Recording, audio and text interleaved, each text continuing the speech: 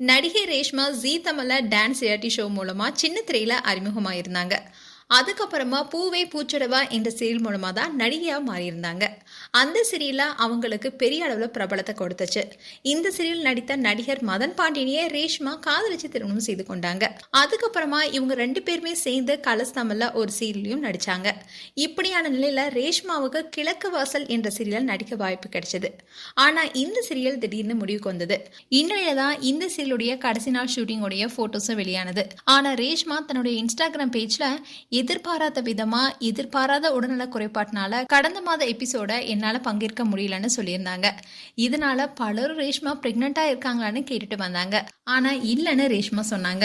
இந்நிலையில mother's டேவான இன்னைக்கு ரேஷ்மாக்கு love you happy mother's day ரேஷ்மின்னு மதன் கிரீட்டிங் கார்டு கொடுத்திருக்காரு. இத ரேஷ்மா ஷேர் பண்ணதோட and that was cute thank you ரம்புட்டன்னு போஸ்ட் போட்டிருந்தாங்க.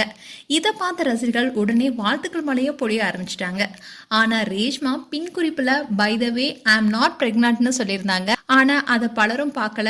ஆனா மதன் ரேஷ்மாக்கு மதர்ஸ் டே விஷ் பண்ணதாலதான் உண்மையிலேயே பிரெக்னண்டா இருக்கிறதா மக்கள் நினைச்சிட்டாங்க. அண்ட் ரேஷ்மாவுடைய பின் குறிப்பை பார்த்த சிலர் சீக்கிரமா நல்ல செய்தியை சொல்லுங்கன்னு கமெண்ட் பண்ணிட்டு வராங்க.